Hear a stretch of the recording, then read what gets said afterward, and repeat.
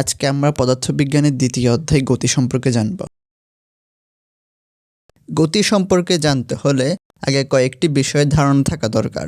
প্রথমত জানতে হবে রাশি, বিশেষত ভৌত রাশি সম্পর্কে। ফিজিক্সের ভাষায় আমরা যা কিছু পরিমাপ করতে পারি তাকেই রাশি বলি, যেমন গাড়ির দৈর্ঘ্য, জনসংখ্যা, টেম্পারেচার ইত্যাদি। এরূপ আরও অনেক রাশি আছে, তবে যেগুলো পদার্থবিজ্ঞানের কিছু ভৌত ধর্ম নির্দেশ করে এগুলোকেই ভৌত রাশি বলা হয়। আর এই ভৌত রাশির কিছু রাশি আছে যেগুলো পদার্থবিজ্ঞান একটি বিশেষ শাখা নির্দেশ করে, আর এই শাখাটি হলো গতি বা মোশন। কিন্তু একটা কনফিউশন আগেই দূর করে নিই, সেটি হচ্ছে এই রাশি ম্যাথের রাশি নয়। ম্যাথের রাশি যোগ এবং বিয়োগ সংবলিত, এবং এটিকে এক্সপ্রেশন বলে, কোয়ান্টিটি নয়।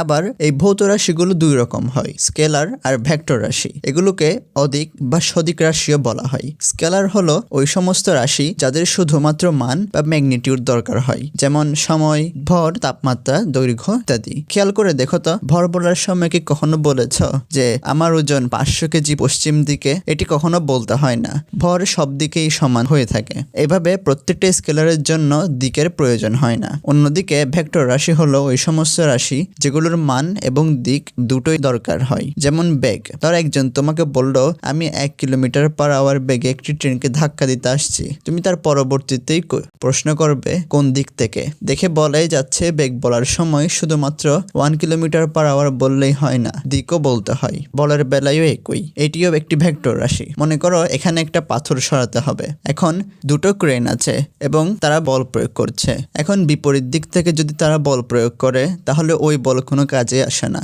অথচ দিক পরিবর্তন করলেই বলের প্রভাব দেখতে পাওয়া যায়। তাই বলা যায় বলের উপরও দিকের প্রভাব আছে, বা এটি একটি ভেক্টর রাশি। এমন কয়েকটি স্কেলার আর ভেক্টর রাশির তোমরা দেখতে পাচ্ছ। এখানে বিভব আর তড়িৎ প্রবাহ কিন্তু স্কেলার রাশি, তবে মনে হতে পারে এটা ভেক্টর, কিন্তু জেনে রাখো এটা হচ্ছে স্কেলার রাশি। কেন সেটা অন্য কোনো সময় আলোচনা হবে।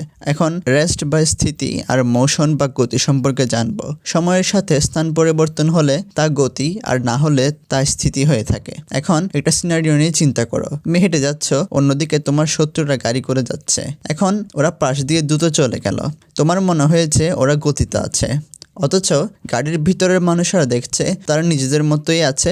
তাদের গাড়িও তাদের জায়গাতে কোনো স্থান পরিবর্তন করেনি, উল্টো পুরো পৃথিবী তাদের পিছনে চলে যাচ্ছে। এখন মনে করে একটা গাছ আছে আর তার নিচে একজন মানুষ বসে আছে। তার কাছেও মনে হচ্ছে তুমি আর তোমার শত্রুরা গতিতে আছো। এদিকে আবার পৃথিবী নিজেও ঘুরছে। তাহলে কি গতির সংজ্ঞাটাই ভুল? না, আসলে তেমন নয়। তবে আমাদের শুধু যুক্ত করতে হবে যে কোনো কিছুর সাপেক্ষে, তাহলে এই সমস্যার সমাধান হয়ে গেল। যদি আমরা গাছের সাপেক্ষে বলি তখন তুমি আর গাড়ি গতিতে আছো, আবার গাড়ির সাপেক্ষে তোমরা সবাই গতিতে। আচ্ছা, একটা প্রশ্নের উত্তর দিতে পারবে, তোমার সাপেক্ষে তুমি গতিতে নাকি স্থিতিতে? আমরা যার সাপেক্ষে গতি হিসেবে করি তাকে প্রসঙ্গ কাঠামো বলে থাকি। যেমন এখানে প্রসঙ্গ কাঠামো হিসেবে গাছ নিলে গাছ নিজের জায়গায় স্থিতিতে আছে ও আশেপাশের বিল্ডিংগুলো স্থিতিতে আছে, আর তুমি আর গাড়ি গতিতে আছো। আমরা এটিকে স্থানাঙ্ক ব্যবস্থার সাহায্যে দেখালে গাছ 0,0 অবস্থানে রয়েছে, আর সময়ের সাথে তোমাদের স্থানাঙ্ক পরিবর্তিত হচ্ছে। কিন্তু তুমি প্রসঙ্গ কাঠামো হলে তখন তুমি ছাড়া বাকিরাই গতিতে আছে। এখন মোশন ভিন্ন ভিন্ন হতে পারে, যেমন ট্রান্সলেশন মোশন বা চলন গতি। চলন গতি হলো এমন একটি গতি যেখানে বস্তুর সকল কণা একই দিকে যেতে থাকে। মনে করো দুটো প্লেন যাচ্ছে, একটি এভাবে যাচ্ছে আর আরেকটি এভাবে যাচ্ছে। এখন এই তিনটা কণার দিকে লক্ষ্য করো। প্রথম ক্ষেত্রে প্লেন গতিতে আছে, কিন্তু এদিকের কণা অনেক বেশি মুভ করছে, আর ভিতরের দিকে মুভমেন্ট অনেক কম। অথচ ট্রান্সলেশনাল গতি হলো কণা একই দিকে একই সময়ে চলতে থাকে, তাই এটা চলন গতি নয়। তবে দ্বিতীয় প্লেনটির ক্ষেত্রে কণাগুলোর দিক সর্বদা একই থাকে, তাই এটি চলন গতি। চলন গতি যদি দিক না পাল্টায় তবে সেটি হয়ে যায় লিনিয়ার মোশন বা সরল রৈখিক গতি। সার্কুলার মোশন বা ঘূর্ণন গতি তেমন এক্সপ্লেন করার কিছু নেই। বৃত্তাকার পথে ঘুরতে থাকা হলো ঘূর্ণন গতি। পর্যায়বৃত্ত গতি বা পিরিয়ডিক মোশন হলো এমন গতি যেখানে একটি বস্তু নির্দিষ্ট পরপর একই পথে একটি নির্দিষ্ট বিন্দু অতিক্রম করে। এই পথ যে কোনো রকম হতে পারে, বৃত্তাকার, চতুর্ভুজাকার, ভাঙ্গাচোরা, যে কোনো কিছু। শুধু একটি বিন্দু নির্দিষ্ট পথে বারবার অতিক্রম করলেই হলো। এখন আমরা জানবো সরল স্পন্দন গতি বা সিম্পল হারমোনিক মোশন এসএইচএ সম্পর্কে।